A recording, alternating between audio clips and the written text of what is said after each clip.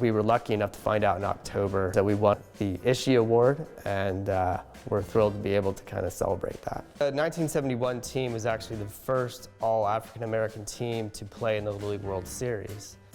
Little League was invented in 1939, held its first World Series in 1947. The Anderson Little League from Gary, Indiana made it to the championship in 1971. Even then, they were ball players. That's how they kind of looked at it. And I think it was years later for them where they really started to realize, oh, this was a big deal, particularly for people in their community. I recently spoke with Lloyd McClendon, former major leaguer and member of that 1971 all-black Little League All-Star team. Well, you know, it was only 50 years ago, so I'm getting a little absent-minded now. So, but I mean, obviously, it was a great experience.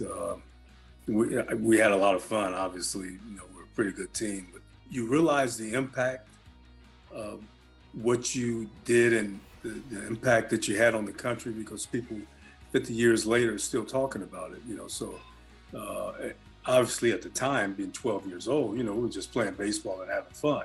I had no idea of the social impact, really the economic impact for my region, putting Gary, you know, on the map. It was pretty exciting. Lloyd tells us the look of the Anderson Little League team was nothing different to young ball players. Being, you know, an all-black team, which, you know, from an all-black town, was not unusual for a 12-year-old kid. Most of us hadn't been past 25th Avenue in Gary, Indiana, so let alone Williamsport, Pennsylvania. And to arrive in Williamsport and see that field for the first time is just a sight that you'll never forget. McClendon earned the moniker Legendary Lloyd during his Little League World Series appearance for his exploits, which included 5 consecutive home runs. He played 8 seasons of Major League Baseball with Cincinnati and Pittsburgh, and has managed the Pirates, Mariners, and Tigers. He is one of the players that really just stands out. He's probably one of the most dominant players that ever played in the Little League World Series. Lloyd tells Eyewitness News he credits his success at the major league level as a manager, coach, and player to lessons learned playing Little League Baseball and, of course, participating in the World Series here in 1971. He was pitching the championship game and was taken out. When I came out of that game, you know, my coach and my dad was right there, and they told me that they were very proud of me. You know, you did the best that you can do, and don't hang your head.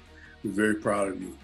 Sometimes when you lose, you win, and that stuck with me the rest of my life. Even one small aspect that he learned was how to lose.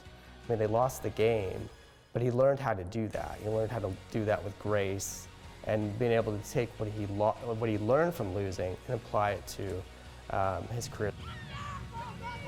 I lived it, I experienced it, and thank God I had a dad that understood what was important in life and a coach that understood what was important.